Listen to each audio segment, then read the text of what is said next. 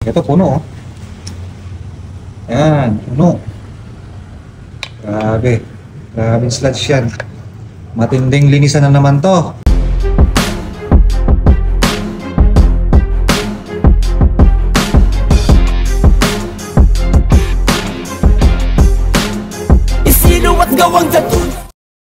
Okay mga kadadods, ito po Toyota Vios 2023 model at 127,000 na po ang auto. So itong unit na to mga kadadods, dinala ng towing nung nakaraan. So pinadala na aming kliyente. Actually itong unit na to mga kadadods, ito po ay Grab. Okay? So ang concern ng aming kliyente rito, 3 times na raw siyang naitirik nung binabiyahe na niya ito. So may lumalabas na rin po na oil indicator sa dashboard. So sa mga ganun senaryo mga kadadods, ang unang titignan muna natin dyan kung meron bang sludge. Pero base daw sa pinuntahan niyang isang auto shop, actually inopen daw to. Inopen tong valve cover. Mayroon daw talagang sludge, makapal na sludge. So ang ginawa na lang muna po the meantime, nilinis muna to. Then pinalitan yung valve cover gasket. Then nilinisan din yung kung ano yung maaabot siguro. So let's say sa mga camshaft na nilinisan nila yung mga sludge. So yun ang pinaka-history nito mga kadadods. So ngayon dinala rito. So bubuksan muna natin to bago natin ibaba. Kung baga, check muna natin kung talagang kailangan siyang i-overhaul. So upon check dito, actually dito, so nalinisan na to, 3 times na rin daw na flashing. Ayan, meron pa siyang mga buo-buo talaga. So ngayon mga kadadods, patatanggal muna natin to, then tsaka natin tignan kung ano magiging desisyon natin, kung ibababa talaga natin to o hindi. So yun mga kadadods, update ko po kayo rito.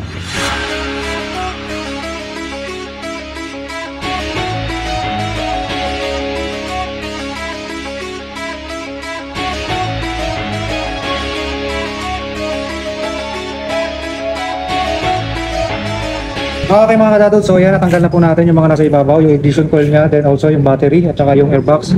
So ngayon, tanggalin natin tong valve cover. So yun.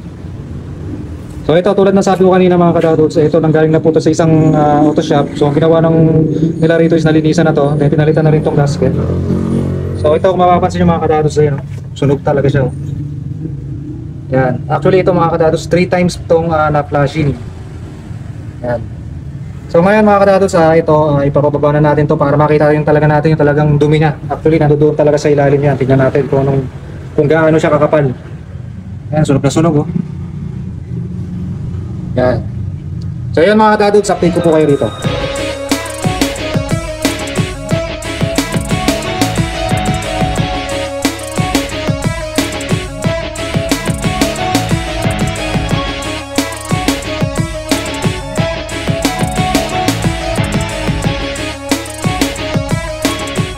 Okay mga kadadods, so yan na po, naibaba na yung engine.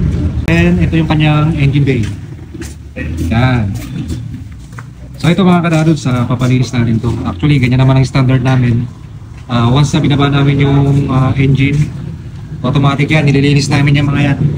So yan o, nililinisin po lahat yan dahil sayang naman yung pagkakataon na maluwag yung bay, malilinisan dahil yung mga singit-singit na yan.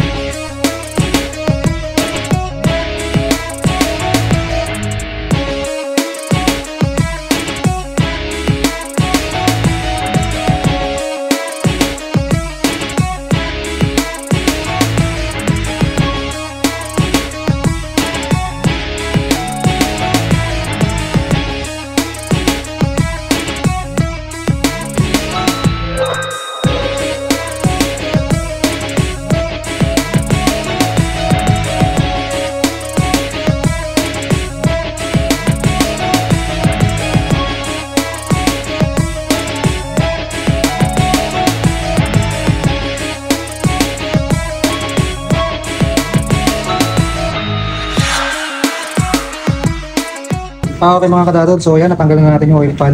So ito yung kanyang sigunyal or yung crankshaft. Grabe, sunog na sunog. Ayun o. Buo talaga.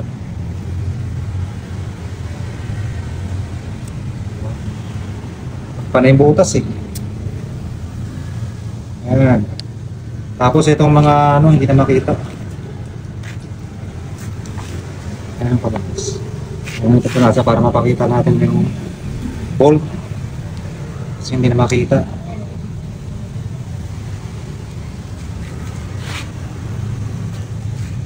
Ayan o. Ayan yung bolt.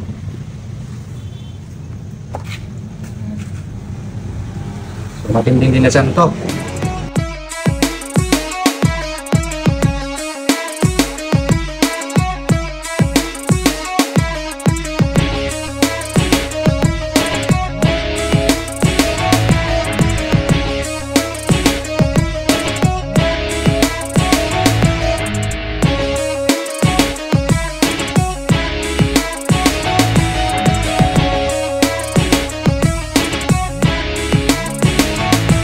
Okay mga kadadod, so yan, natanggal na po natin yung mga piston, connecting rod. So ito yung crankshaft, yung pinaka main bearing cap natin natanggal na rin. So tatanggalin natin yung crankshaft. Sige. Oops, nalaglag yung last washer. So ito, sumama na. Ito, mag-partner oh. Lumakat na yung main bearing dito sa number 3. Nakadikit na. So siya lang yung bukod tanging kumapit doon sa crankshaft. Ito medyo meron na rin dito sa gilid oh.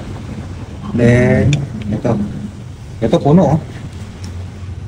Yan, puno. Grabing sludge yan. Matinding linisan na naman to.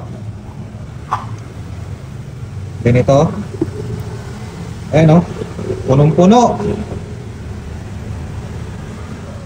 Yan. So proper interval lang talaga mga kadadods. Grabe. Matinding linisan to. Okay mga kadadods, so yan, finally nalinis na po ng Team Dadods yan. Manong nilinisan. So ito yung mga bearing cap nya. Ito yung kanyang crankshaft, side cover. So valve cover, actually linis na rin yan. Then ito yung block. So yan, nalinisan na rin po. Then ito yung pinaka oil pan nya, cylinder head.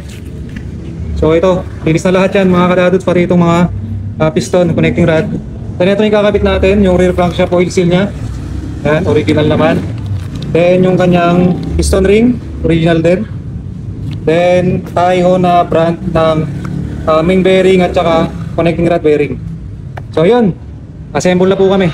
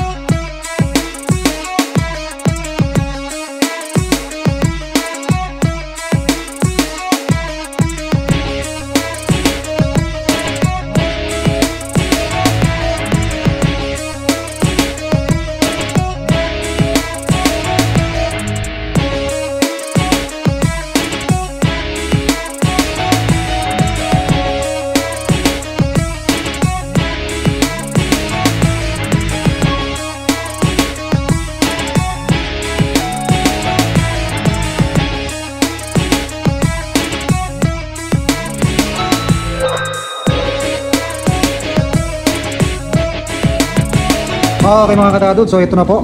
Tapos na po nating assemblein itong kanyang half block. Yan. So kitang kita naman malinis. Then ang susunod po natin dito mga kadadods, itong cylinder head, i-assemble natin. So nandirito naman na yung mga parts niyan, linis na po yan. Yan yung mga camshaft, itong mga engine valve na actually nahasa na to. Itong mga valve spring. Ito yung kanyang cylinder head. Then ito yung gagamitin po natin na valve seal. Yan. So assemble muna natin to, then after natin ma-assemble yan, tsaka natin siya ipapatong dun sa half block.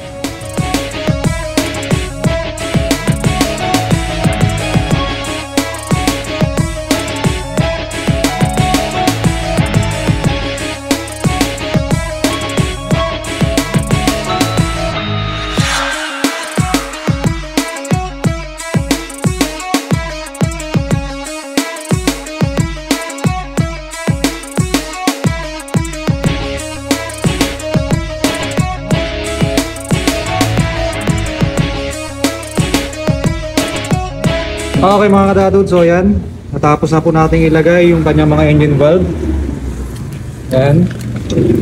Dito na yung kanyang mga valve spring. So ngayon, sasampo na po natin siya doon.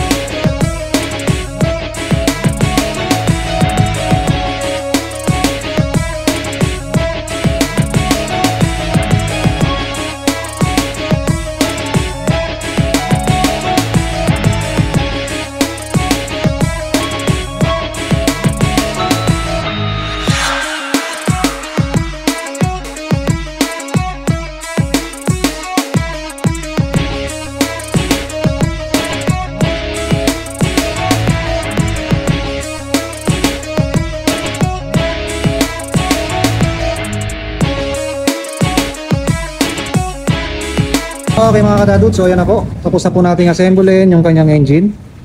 Yan. So kitang kita naman po, malinis siya loob at labas. So ngayon, ang susunod na po natin, yan po, yung transmission. Kukonek na po natin yung transmission niya dito.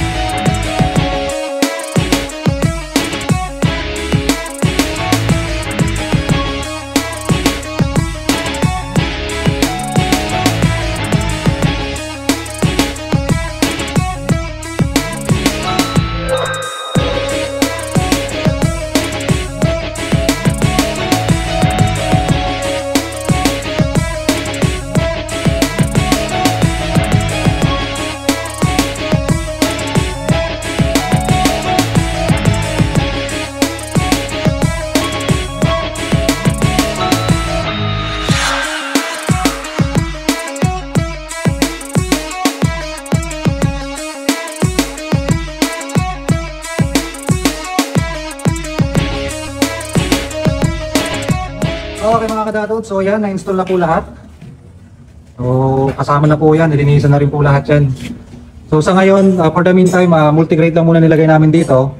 Dahil paandarin pa natin yan actually ng straight na 5 hours. Mga 2 days natin paandarin yan ng 5 hours daily. Para makita natin or marinig natin kung meron bang iingay sa loob ng engine, hopefully wala. So kapag wala nang maingay at matining na siya, tsaka natin papalitan ng semi-synthetic, then tsaka natin siya ito-turn over sa ating kliyente. So dito sa ating cooling system, actually distilled water lang nilagay namin dito. Hindi muna namin nilagyan ng coolant. Para kung sakasakali man na magkaroon ng problema, at least hindi mako-contaminate yung coolant kasi i-drain natin yan kapag kami maingay pa rin dito. So distill lang muna, then kapag umokay ito, papalitan na natin ito ng semi-synthetic, then papalitan na rin natin ito ng Toyota coolant. So ito po yung kauna-unahang start niya mga kadadod. So expect na natin na hard starting, at the same time expect na rin po natin na ito po ay mataas ang idle. So yun, sige, start!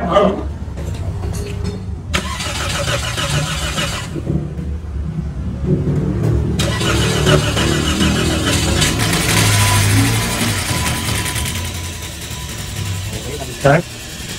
Okay, sige, patay. Sige, start.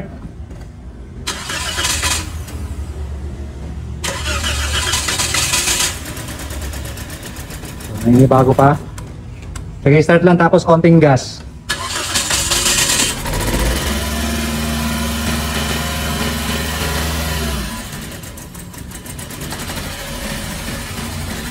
So yan mga kadadod, since first start niya, bago pa po yan, observe pa muna namin. Then titiningin natin yung tunog na yan. Hindi po pwedeng ganyan yan. So for now, medyo palyado yan. So obserbahan pa po namin yan. So maya maya po mag-update ako kapag napainitan natin ang gusto yan. Okay mga kadadod, finally nag-start na po siya. Matining na po yung tunog niya compared doon sa unang start natin kanina na medyo palyado at the same time mataas ang idle. So sa ngayon, medyo okay na siya. Yan. So bukas mga kadadods, ito-test drive na muna namin to. Then kapag wala naging problema, papalitan na po natin ng engine oil to. Then papalitan na rin po natin ng Toyota coolant to. Dahil sa ngayon kasi nilagay muna natin dito ay distilled water. So pag wala naging problema, pwede na natin i-turn over to sa ating kliyente. So yun lang mga kadadods, muli maraming salamat po. Kilala kaya ang dami nagtiwala.